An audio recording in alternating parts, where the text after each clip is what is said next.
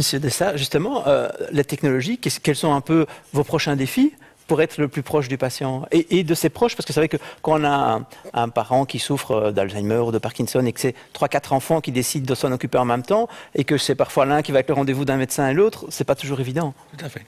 Et ça, c'est en effet un des nombreux avantages d'une plateforme dite interopérable, c'est-à-dire qu'on va pouvoir collecter les informations du patient, son historique, ses soins actuels en milieu hospitalier, recevoir les résultats des laboratoires et donc les partager dans ce qu'on appelle dans notre application le cercle de confiance, c'est-à-dire d'autoriser d'autres personnes que le patient lui-même à consulter et à même repartager ces informations avec des médecins ou avec... Parfois, un patient est soigné dans différents hôpitaux et ça permet aussi de faire ce pont-là quand les hôpitaux ne sont pas déjà connectés entre eux. Bon, ici, on a le réseau wallon, le réseau Santé wallon qui aide à ce partage d'informations, mais c'est parfois pas suffisant.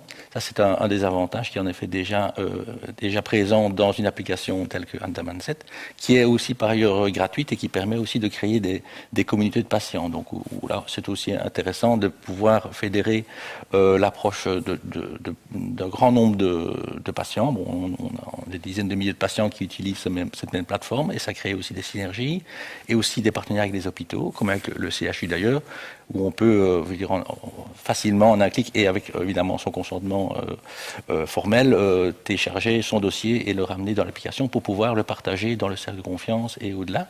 Ça c'est une première chose, mais il y a une autre chose dont on n'a pas encore parlé, c'est au-delà vraiment du cas du patient lui-même, c'est que ces plateformes permettent aussi, et c'est notre application, de partager aussi l'information à nouveau de façon totalement éclairée et avec le consentement explicite du patient, ces données anonymisées ou non, avec aussi des environnements de recherche. Alors oui. Ça, c'est un autre pan de la discussion. Et donc, nous intervenons, par exemple, dans des études cliniques.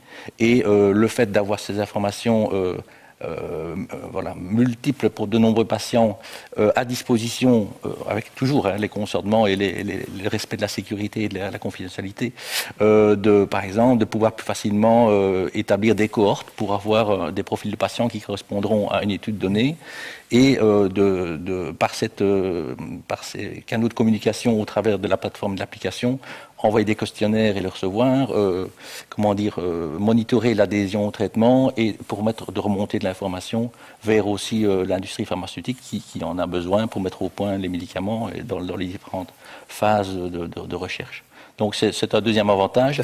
Et on se rend compte que les patients, malheureusement, quand ils sont dans le cas d'être je dirais, éligibles pour participer à une étude, sont sont très demandeurs d'apporter leur contribution. Ils sont évidemment déjà dans le cas et on voit il y a beaucoup de solidarité et de volonté de faire avancer aussi les recherches. Et ça, c'est aussi un avantage très, très important de ce genre d'application. Oui.